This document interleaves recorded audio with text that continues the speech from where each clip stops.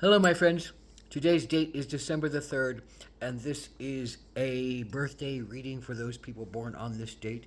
It can be used as an anniversary reading or a significant event reading, but primarily a birthday reading for the year to follow. It's four cards, a general energy card for the year, a challenge you might face this year, an action you can take to stay in balance, and an action or an outcome or synopsis card. And this is the general energy card of the year, and that is the warrior.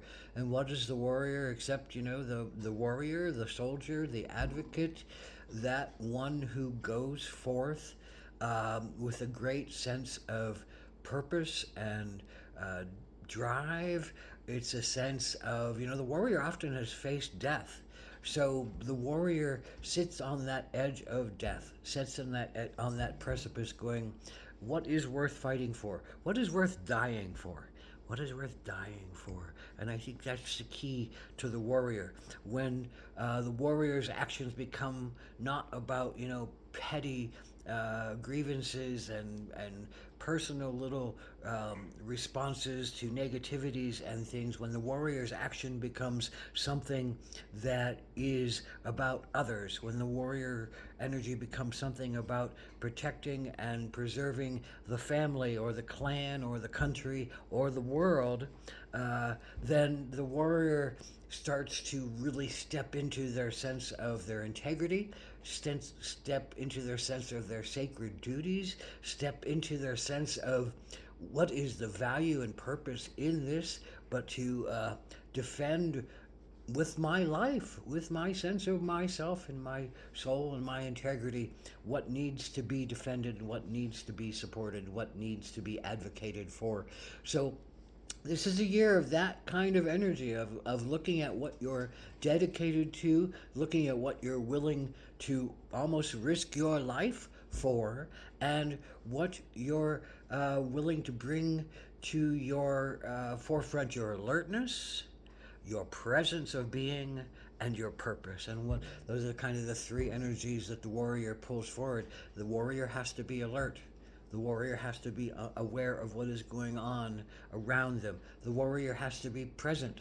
There's a lot of things that can change, and in war, that's a split second that can mean life or death. And the warrior has to have a purpose. And the higher and more sacred the purpose, the more the warrior feels willing to give of themselves for the highest and the holiest and the most sacred outcome to occur. Uh, so whatever it is you're worrying about this year, there might be, a vast scale of things that you're looking at, but the warrior ultimately talks about what is that sacred soul of yours really looking forward to working for and working toward and even giving of one's life for. So what is your challenge? Well, the challenge is the Four of Cups. Oh, Four of Cups suggests, a sense of some kind of foundation, some kind of emotional foundation because it's cups, some kind of relationship foundation.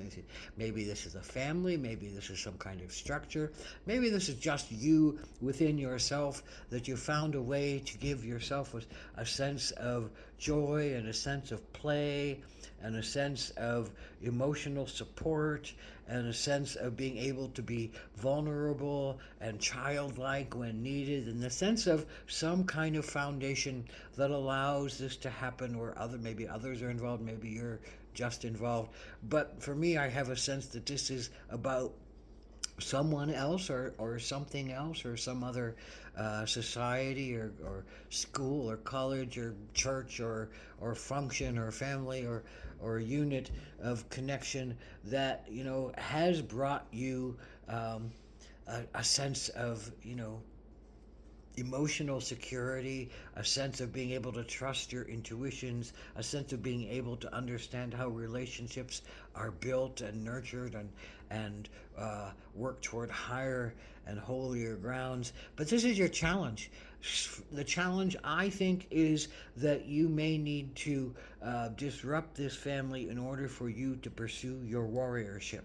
And there's a sense of not wanting to disrupt your family. There's a sense of not wanting to leave what is precious to you and happy to you, and yet that is the very essence of what the warrior does. They leave what is precious to them in order to go and fight for them, in order to not bring the war to them, but to take the war and face the quote enemy wherever the enemy is at. And so there's a hard energy that is maybe presented to you about not being able to give in the way you want to give, receive in the way you want to receive, have the family unit or the unit of replenishment around that has been around you that you've created. Really be there for you, but they're going to be there, but it may take some, time and distance for you to go through what you need to go through. But there's a lot of quandaries and questions about how do you do this? How do you support them and support yourself and feel supported to undergo some new challenge to you. So that is the action, is the bat. And the bat says, well, turn yourself upside down. Hang upside down and look at life from a different perspective. Hang upside down and look at life from a higher perspective, where the bats are looking down. Look at your life as more of a continuity of your humanity rather than the personal continuity of yourself. To see in the bigger pictures, to allow oneself to merge into the unknown, into a new light, into a new consciousness. The bat says, meditation.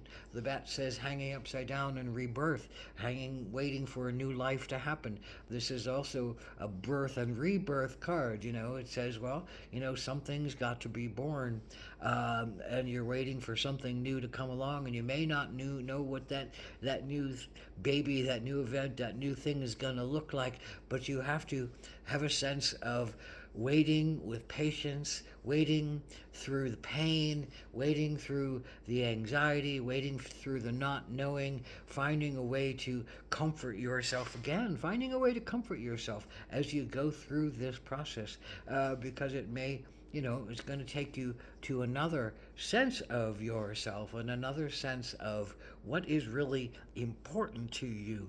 What is the thing that would mean the world to you, whether you would hate for it to happen or you would absolutely love for it to happen. What is the vital energy that is yours to bear right now? And so the outcome card is this soul card by Deborah Koff Chapin. And this to me is a lovely little card, and it doesn't really sit right in any direction. Maybe this way, maybe this way. And I get this as a playful child again. There's something about advocating for children.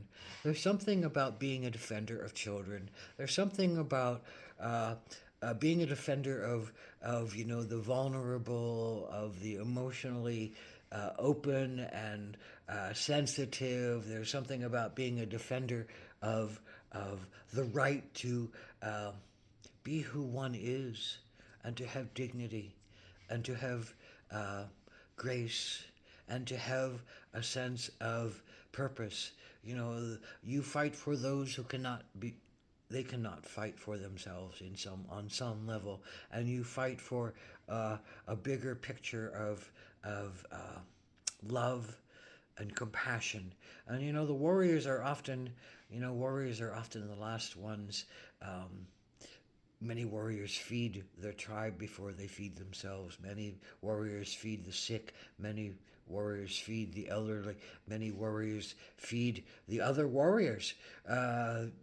If they are the strongest warrior, that strongest warrior often comes last. And maybe there's something to be sacred and surrendered to in that philosophy of maybe it's okay if you come last. Maybe if it's okay if you're served last. Maybe it's okay if you are the one who puts your life on the line for these others who can't put their life on the line.